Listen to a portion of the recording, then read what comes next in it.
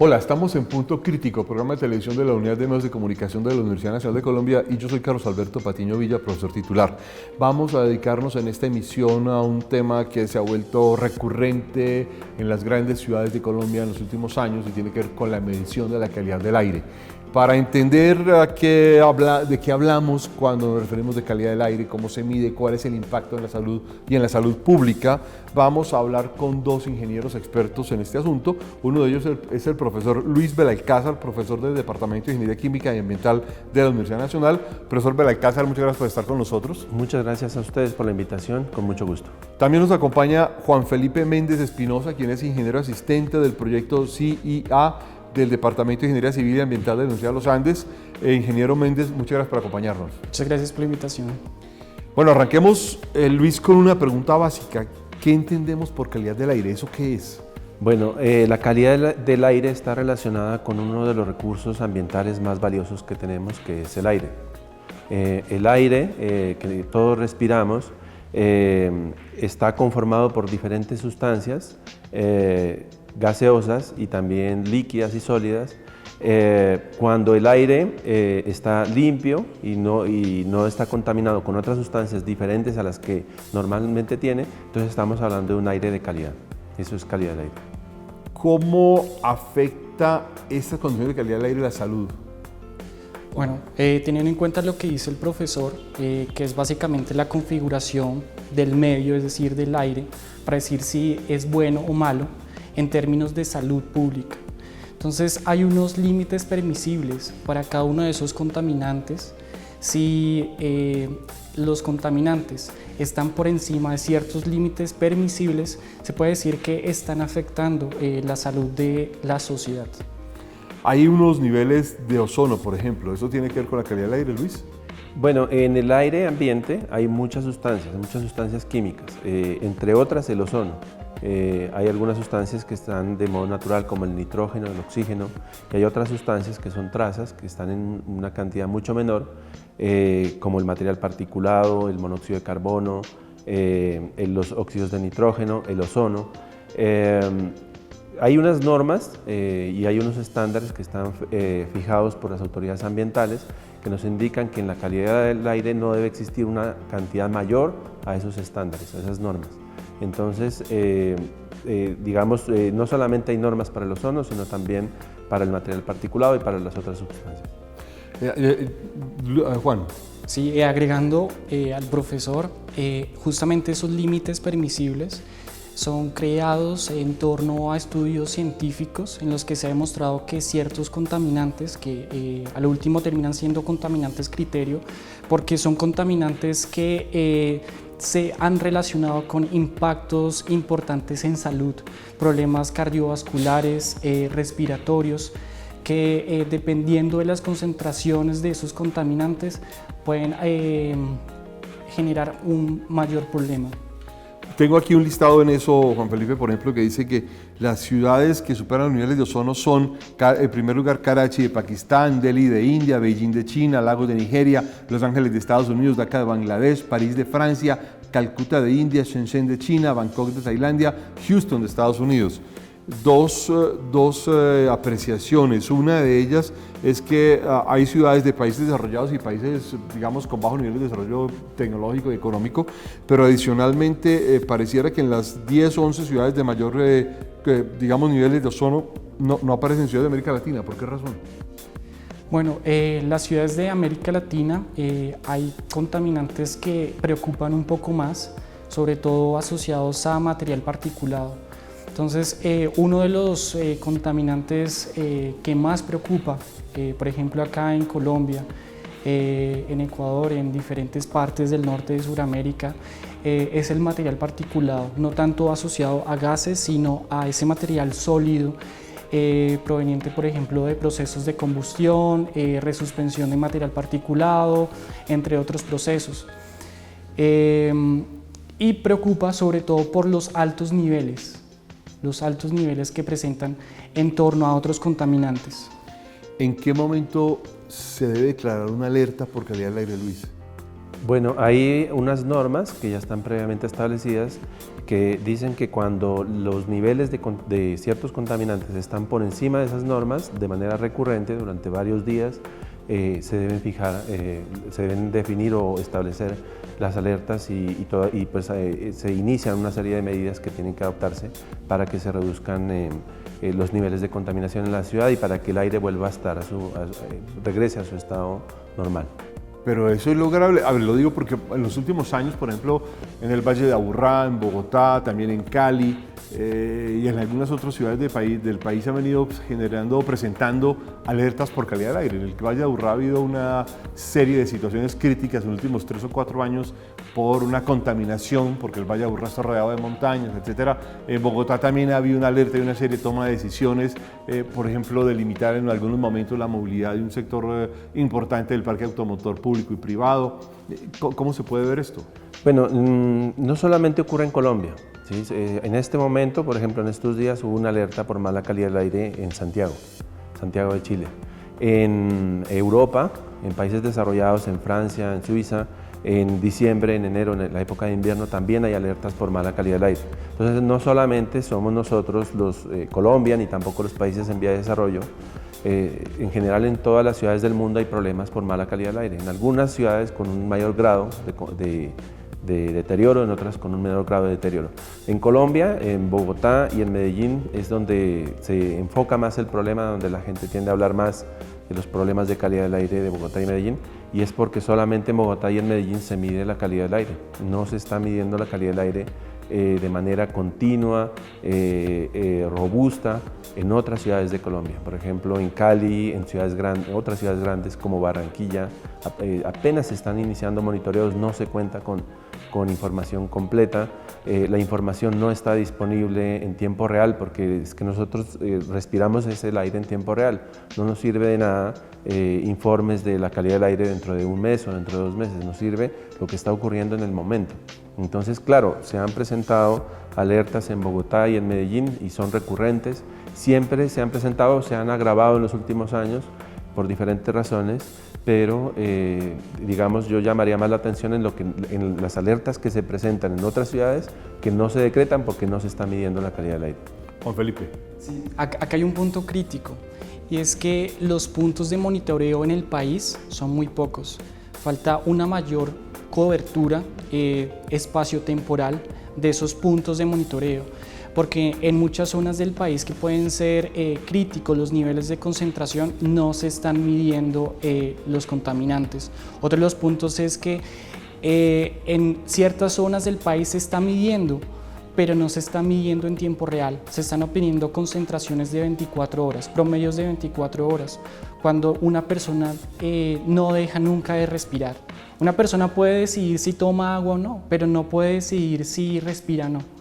Entonces, teniendo en cuenta esto, los puntos de monitoreo, además de distribuirse espacialmente, también deben tener concentraciones en tiempo real que avisen a la sociedad cómo está su aire, qué es lo que está respirando. Nosotros siempre estamos oyendo que Bogotá y Medellín son las zonas más críticas porque pues tiene una red de monitoreo robusta en relación a otras zonas del país, pero falta. Y otro de los puntos críticos es que las alertas sean en torno a promedios de 24 horas. ¿Sí? Entonces estamos hablando de concentraciones ambientales, pero no estamos hablando de concentraciones de exposición, por ejemplo, personal, en la que la persona, digamos en este momento nosotros estamos respirando cierta calidad de aire y con respecto a eso, pues nuestro cuerpo va a reaccionar. Luis. Una cosa importante es el tipo de contaminantes, que de pronto la gente tiende a pensar que uno de los problemas más grandes es el ozono, por ejemplo, porque es el que más se escucha. Pero el ozono en la estratosfera es un ozono que nosotros consideramos como bueno y en la troposfera es un ozono dañino. En Colombia y en general en Latinoamérica nosotros no tenemos problemas por ozono. El ozono es más un problema de países desarrollados. Ya resolvieron o están resolviendo sus problemas de otros contaminantes, como lo mencionaba Juan, el material particulado, que ya han reducido mucho sus emisiones, la calidad del aire está bien, pero en la época de verano tienen problemas con el ozono, tienen picos de ozono en la troposfera, es decir, a nivel de suelo, y es un problema para ellos. Para nosotros el ozono no es un problema. Sí tenemos problemas con material particulado y como ya lo hemos dicho, no se está midiendo como se debería medir y como se mide en los países desarrollados. En a ver, es increíble que a veces cuando van a aparecer estas alertas se han tomado decisiones por 24 o 48 horas. En 24 o 48 horas, ¿sí alcanzan a cambiar los niveles de contaminación del aire? Sí, se observan unas reducciones y mejora la calidad del aire un poco, pero es que el problema es muy complejo. No solamente está relacionado con las emisiones en la ciudad. Usted tiene en una ciudad emisiones de vehículos y de industria, entre otras. Usted generalmente, bueno, en Bogotá y en Medellín se ataca a los vehículos y un poco a las industrias, pero no son el único parámetro, no son la única variable. También está la meteorología, hay otras fuentes regionales de contaminantes, están las interacciones de las ciudades con el entorno. Entonces es muy difícil determinar si esas medidas que se adoptan puntuales funcionan o no. Es difícil y para eso existen unas herramientas muy sofisticadas que todavía se están desarrollando aquí en Colombia. Todavía no están a punto como para poder determinar qué tan efectiva fue esa medida o si realmente fue la medida la que hizo que la calidad del aire mejorara o si fue un cambio en los parámetros meteorológicos o en las condiciones regionales. O sea, lo que estás diciendo es que todavía estamos en una cosa un poco intuitiva, no tenemos una herramienta concreta. Sí. El aspecto es que la prevención se debe dar antes de que el impacto ocurra, no durante el impacto, porque ya estaríamos hablando de reducir el impacto, que es lo que siempre... Es decir, durante el impacto ya nos respiramos el veneno. Sí, prácticamente. Sí.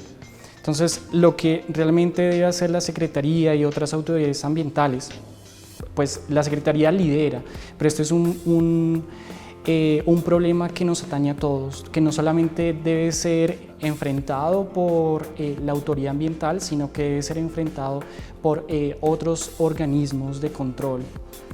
Entonces, la prevención se debe dar antes de que ocurra el impacto. Nosotros ya sabemos que siempre durante todo el año hay una constante en las emisiones. En estas emisiones es en las que nosotros nos debemos enfocar, porque lo que pasa es que durante los primeros meses del año, que es cuando nosotros tenemos los episodios de contaminación, hay un aporte regional, un mayor aporte de emisiones por otras fuentes que no son tan locales, sino que son regionales. Y asimismo nosotros tenemos condiciones adversas para la dispersión de esos contaminantes. Luis, cuando ustedes dicen que hay condiciones regionales, ¿tiene que ver, por ejemplo, con incendios forestales, con contaminación del aire que proviene de otras regiones también, o a qué se refieren? Bueno, en una cierta época del año, que es entre febrero y abril, se presentan o confluyen una serie de condiciones meteorológicas, climáticas y de emisiones regionales que son las que causan la mala calidad del aire. Y eso es lo que hace que se presenten las alertas en Colombia. A nivel regional, lo que nosotros hemos encontrado es que en esa época justamente es cuando se presenta un pico de generación de emisiones por quema de biomasa, es decir, por incendios forestales. No solo en Colombia, sino también en Venezuela y en lo que nosotros conocemos como el norte de Sudamérica. Entonces se presenta ese pico de generación de emisiones, tenemos una meteorología que es poco favorable, es decir, tenemos alturas de capa de mezcla menores, más bajas, y las emisiones que siempre tenemos que en las ciudades que son bastante elevadas también, todo eso se combina, es como una tormenta perfecta para generar unos episodios de mala calidad del aire y siempre ocurre entre febrero y abril de todos los años. Ahorita, por ejemplo, estamos en junio, no hay incendios forestales, tenemos una buena dispersión de contaminantes, la meteorología es favorable y la calidad del aire es buena. La meteorología favorable es que, por ejemplo, las lluvias ayudan a eso. Las lluvias ayudan, por ejemplo, en lo regional a apagar los incendios forestales, a evitar que se produzcan incendios forestales. Pero también está el viento, que dispersa más rápido los contaminantes. Resulta que en la atmósfera se forma una capa, la atmósfera está formada por capas, la capa más baja es la capa de mezcla, que es donde se generan las emisiones. En la época de verano, por decirlo así, en la época seca, que es de febrero a abril, la capa de mezcla es más baja, y luego en la época de lluvia, que es esta que estamos ahorita, en la época húmeda, la capa de mezcla es más alta. Entonces los contaminantes tienen más volumen para dispersarse. Y eso es lo que son hace. barridos por el viento. Son barridos por el viento, ya no hay emisiones de quema de biomasa, de incendios forestales. Entonces, por eso ahorita tenemos una calidad del aire buena. Como les decía antes, es una combinación de muchos factores, no solamente son las emisiones. Y las medidas que se adoptan durante las alertas son medidas de corto plazo y, resumiendo un poco lo que decía Juan, no existen soluciones de corto plazo, las soluciones son de mediano y de largo plazo. Hay que adoptar medidas de fondo que realmente reduzcan las emisiones para cuando se presente esa tormenta perfecta de variables todas combinadas, por lo menos no tengamos esas emisiones locales para que la calidad del aire no esté afectada. Juan Felipe. Sí, complementando con respecto al tema de meteorología, no solamente hay una clase de inversión por radiación, enfriamiento radiativo, sino que muchas de las masas de aire están descendiendo en un proceso que se llama subsidencia. Entonces hay dos clases de inversión que está ocurriendo, es decir, que las masas de aire contaminadas que están en superficie no están pudiendo ascender. Una por el enfriamiento radiativo que el profesor comentó y otra por inversión de subsidencia en que las masas ya no están ascendiendo, sino muchas veces están descendiendo. Y con respecto a las emisiones, es verdad, hay que tomar en cuenta que nosotros nos debemos enfocar en las fuentes locales principalmente. Debemos, por ejemplo, generar la renovación de la flota vehicular, ya que las emisiones de la flota vehicular aportan prácticamente en un 58% a las emisiones de material particulado. Hay que enfocarse también en aquellas fábricas que siguen con procesos de combustión en el que utilizan combustibles sólidos y asimismo generar procesos de pavimentación eficientes, mantenimiento de las vías, porque muchas veces lo que nosotros vemos es que cuando estamos en las calles el carro pasa y hay resuspensión de ese material particulado, además de las mismas emisiones de ese vehículo. Y eso es lo que las madres, los niños están respirando.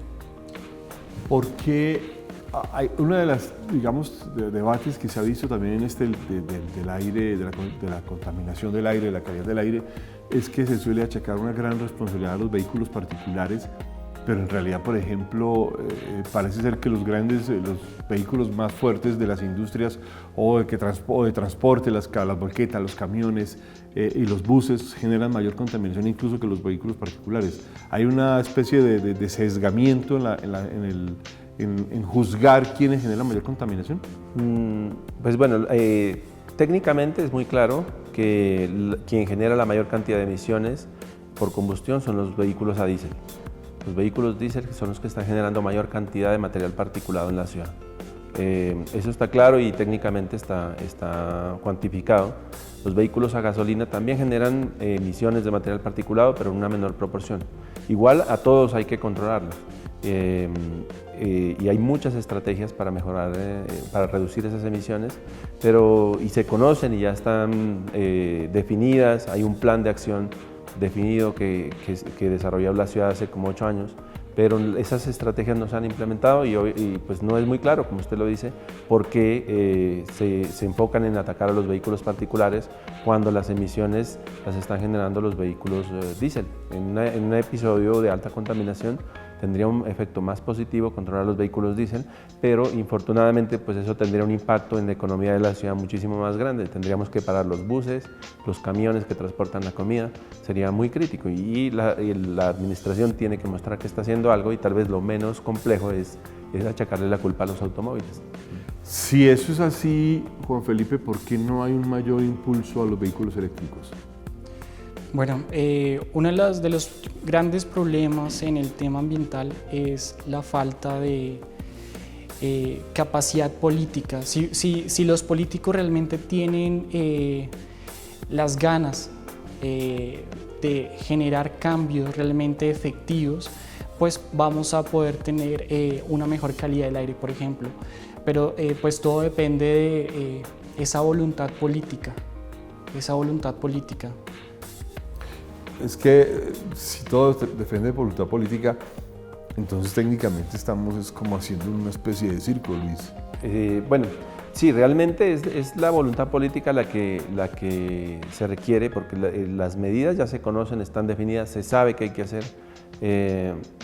La autoridad local, por ejemplo en el caso de Bogotá, no está adoptando las medidas que se requieren. Bueno, eso tiene un costo y tiene un costo para la ciudad y de pronto por ese lado puede ser un poco entendible, pero también la contaminación del aire tiene un costo en la salud. Se han hecho estimaciones, aquí en Bogotá el costo puede oscilar entre 4 y 10 billones de pesos. Y si uno invirtiera esos 4 billones de pesos o incluso menos, porque creo que cuesta mucho menos las inversiones que se requieren para reducir la contaminación, entonces estarías invirtiendo en un negocio lucrativo. Está invirtiendo para evitar después tener que pagar unos costos en salud que son altísimos, son varios billones de pesos. Sí, realmente pues es falta de voluntad política y yo creo que el problema no ha sido tan grave hasta ahora. En el caso de Bogotá. Sí, y en Medellín también hay unas alertas, unos días en las ciudades y la gente se molesta mucho y la presión ciudadana, ahí es cuando se empieza a ver la presión de la sociedad para que la autoridad haga algo. Tal vez no ha sido suficiente. En otros países, en Asia por ejemplo, la situación llegó a un punto tan crítico que ya la gente no lo soporta y a los políticos les toca adoptar las medidas. Nosotros tal vez, de pronto los políticos están esperando tener ese tiempo para llegar a ese punto. La situación no ha mejorado y está empeorando y el próximo año volverán las alertas entre febrero y abril y de pronto hasta sean alertas con una mayor duración y la presión ciudadana va a ser mucho más grande y en algún momento tendrá que la autoridad local tendrá que tomar medidas. Ahora, los problemas de calidad del aire de Bogotá se resuelven en Bogotá, porque en las pasadas emergencias la autoridad local, la Secretaría de Medio Ambiente, le echaba la culpa a los incendios forestales, porque los incendios forestales son un problema del país. Los problemas de calidad del aire, esos episodios se debieron a las altas emisiones de las fuentes que hay en Bogotá y se controlan así. Los problemas de incendios forestales son de Colombia y los tiene que resolver Colombia y no dependen de Bogotá. Ahora que los dos pueden trabajar conjuntamente y que Bogotá y la administración local haga presión para que se resuelva el problema de los incendios forestales en Colombia, eso pues tiene que darse también, pero en Bogotá, en Medellín y en todas las ciudades los problemas se van a resolver localmente. Si no hay una autoridad fuerte, interesada, con voluntad política, no se van a resolver los problemas de calidad del aire y va a llegar el punto en el que la sociedad va a ejercer tanta presión que les va a tocar hacerlo. Ahora, Juan Felipe, eso desde el punto de vista de autoridad, que me parece una gran explicación que hace Luis, ¿qué pasa con las industrias? ¿El grueso de nuestras industrias y nuestros negocios son contaminantes o no? Bueno, pues teniendo en cuenta el inventario de emisiones, el que más aportaría sería las fuentes móviles, es decir, vehículos, y en menor medida, con un 38%, las industrias. Por lo que he entendido, los procesos de conversión, sobre todo para el sistema de control de emisiones, puede ser eficiente en la medida en que también haya un incentivo del gobierno y de del gobierno local y nacional para la implementación de estas tecnologías en favor de las empresas y asimismo reducción de emisiones. Luis. Yo quisiera agregar algo con respecto a las industrias y es que, como lo menciona Juan, el aporte de las industrias a las emisiones en la ciudad es menor al aporte que hacen los vehículos. Digamos, por ese lado las industrias tendrían ese punto favorable. Por otro lado, las industrias son más fáciles de controlar porque están fijas, son fuentes que están fijas, uno las mira y la autoridad ambiental puede ir y ejercer los controles. En cambio, las fuentes móviles están repartidas por toda la ciudad y en cualquier momento pueden estar en el norte o en el sur.